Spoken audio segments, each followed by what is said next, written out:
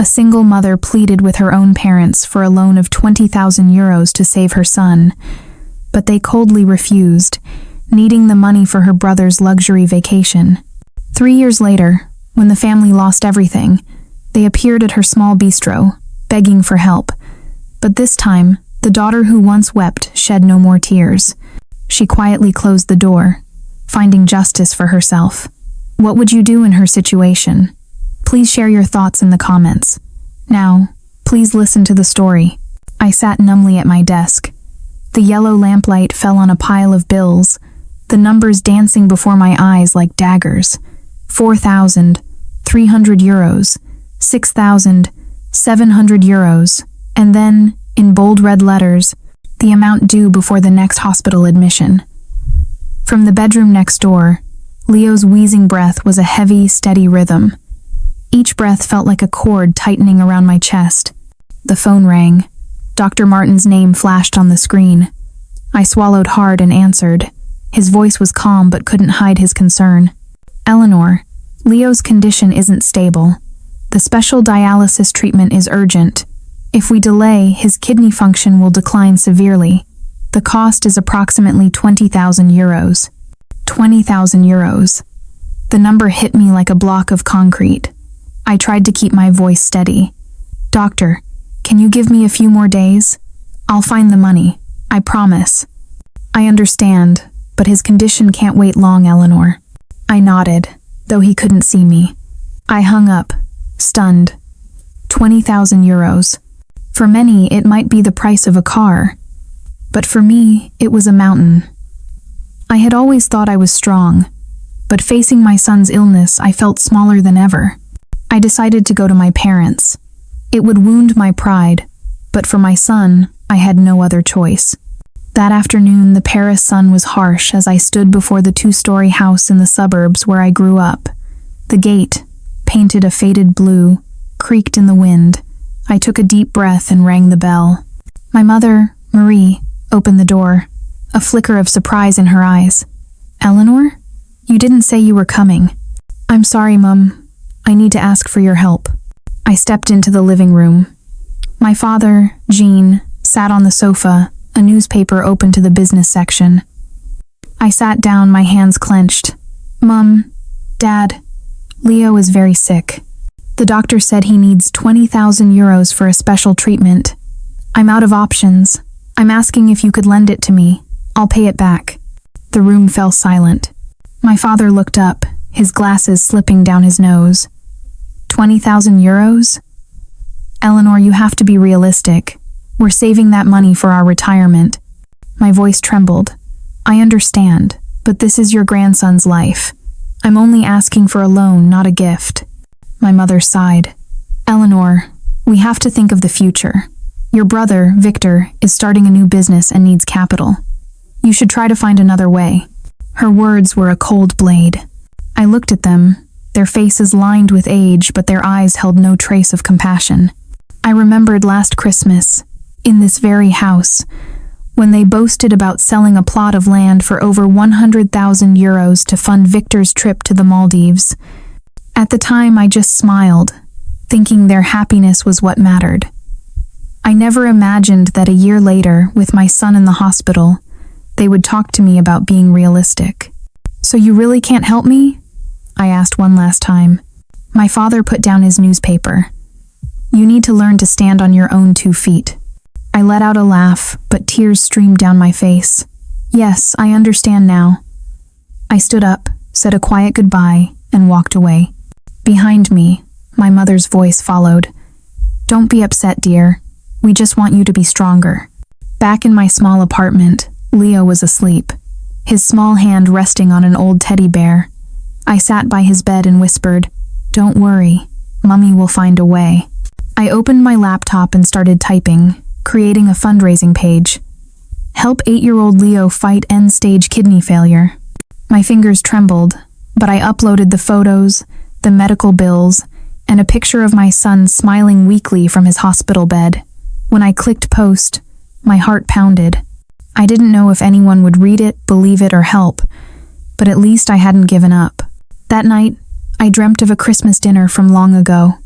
My parents, Victor, and me.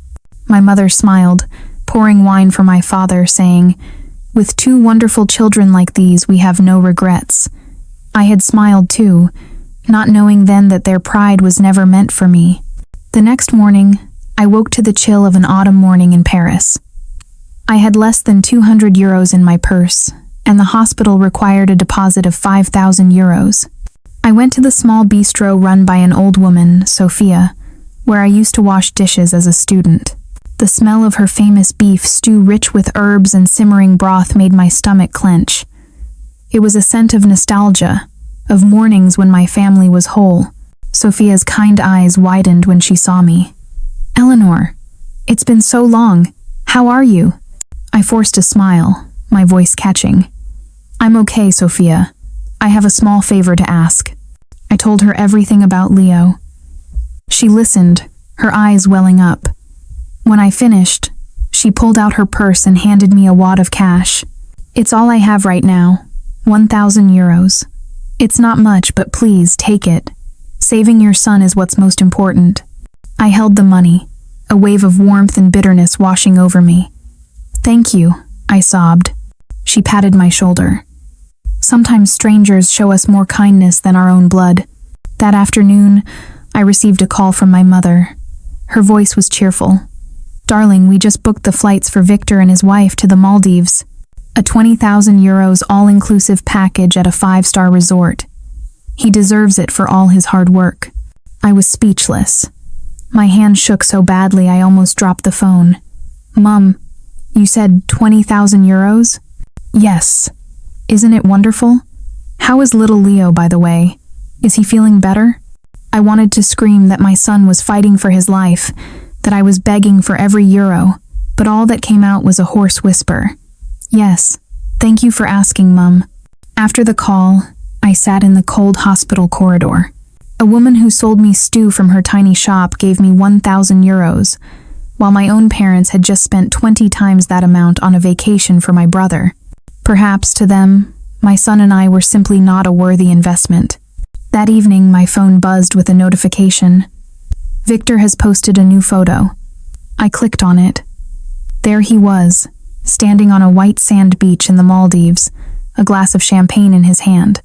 The caption read, "Life is for living." Below it, my mother had commented, "My son, you deserve it all. We are so proud of you." I stared at the glowing screen. 20,000 euros for a vacation, while my son's life hung in the balance. I began to sob, the tears falling onto my son's small, cold hand. Did my parents even know that while they posed for pictures by the ocean, their grandson was fighting for every breath? A year passed since Leo left me. Time didn't heal the wound. It only turned it into a scar that ached with every cold wind. I stood behind the counter of my own small bistro, ladling steaming stew into bowls. Sophia had lent me the money to start it. "You have your hands, your strength, and your kindness," she had said. "That is enough." I didn't disappoint her. I worked from dawn till dusk, and slowly, the bistro became a local favorite. One afternoon, my mother called, her voice as carefree as ever. "Eleanor, how are you? I have some wonderful news.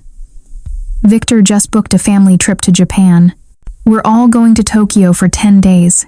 His investments are doing so well." I remained silent, the image of my son's frail body in the hospital bed flashing in my mind. "I have customers, Mum. I have to go." It had been a year. They had never once mentioned Leo's name.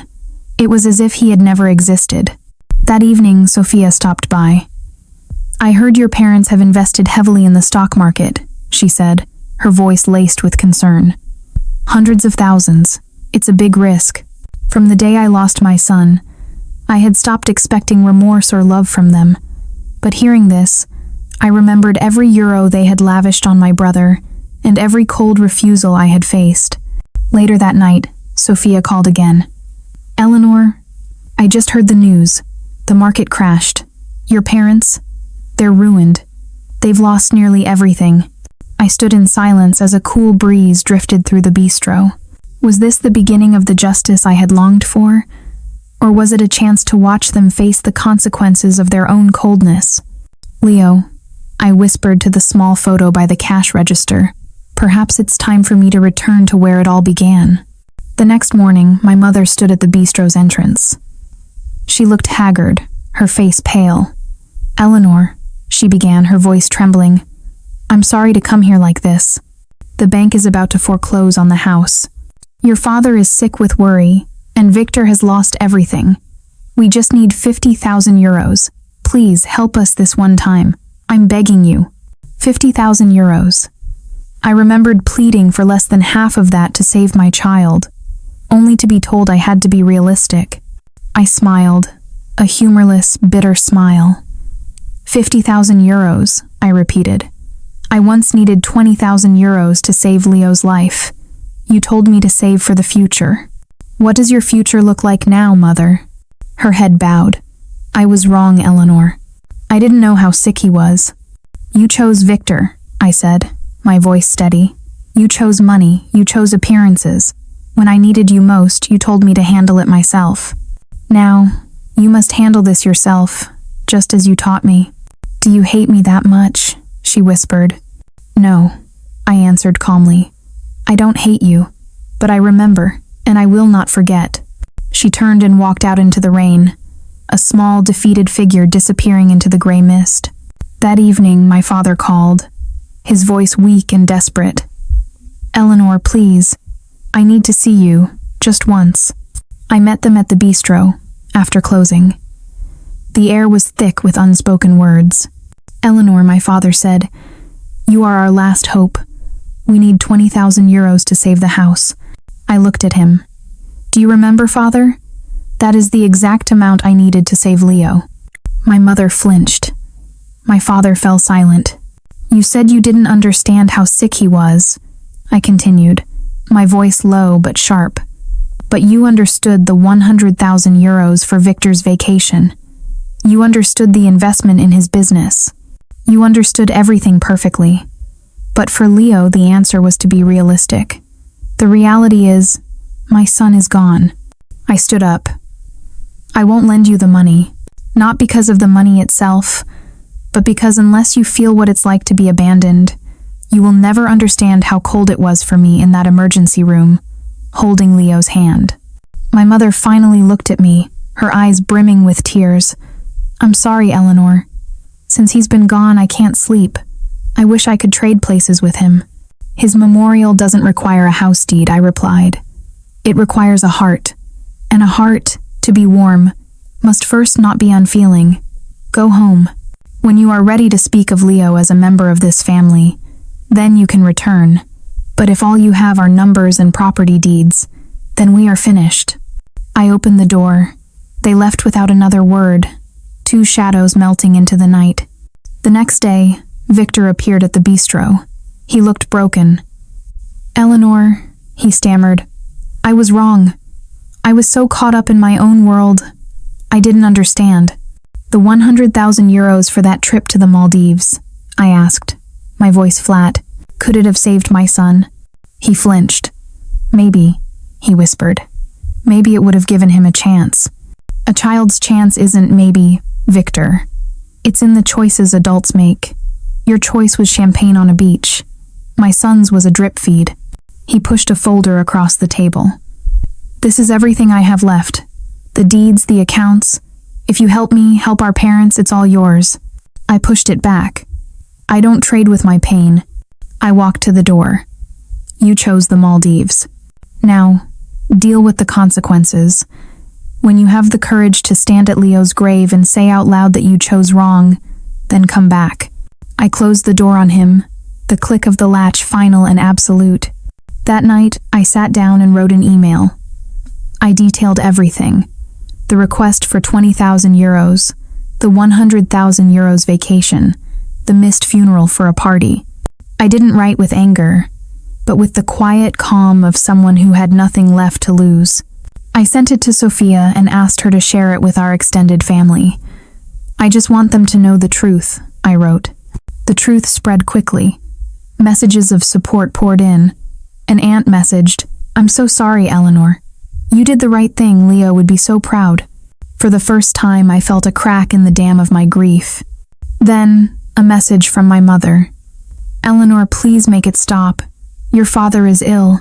The whole family is shaming us. What do you want? I'll do anything. I typed back slowly. I don't want anyone to suffer. I just want the truth to be told. You don't suffer because of what I said. You suffer because of what you did when you chose silence. I will stop when you can say Leo's name without flinching. The next morning, my mother was at my door again, drenched in a cold rain. I've lost everything, Eleanor. My reputation, my home. Please, take back the email. I can't bear it. You lost your reputation, I said quietly. I lost my son. Can you give him back to me? I go to his grave every week, she sobbed. I talk to him. I wish I could trade places with him. You don't need to trade places with him, I said, my voice softer now. You just need to live in a way that honors the love he deserved. I will not retract the email. The truth is the last memorial I can build for my son. She looked at me, her eyes a mixture of despair and resignation, and then she walked away. I closed the door, the sound of the latch echoing in the quiet bistro, a final, decisive sound. This door would not open to the past again. I looked at the photo of Leo, his smile illuminated by the morning light. You see, my love? I whispered. I did it. That afternoon, I locked the bistro for the last time. A sign on the door read, "Closed." I put on my backpack and walked out into the street. The door behind me was shut, but ahead of me was a long road, wet with rain but bright with city lights. I looked back one last time at the small bistro, its windows dark. That door had closed forever, but within me another had opened, one of peace and self-respect. Justice, I realized, doesn't always need a verdict. Sometimes it just needs to be seen.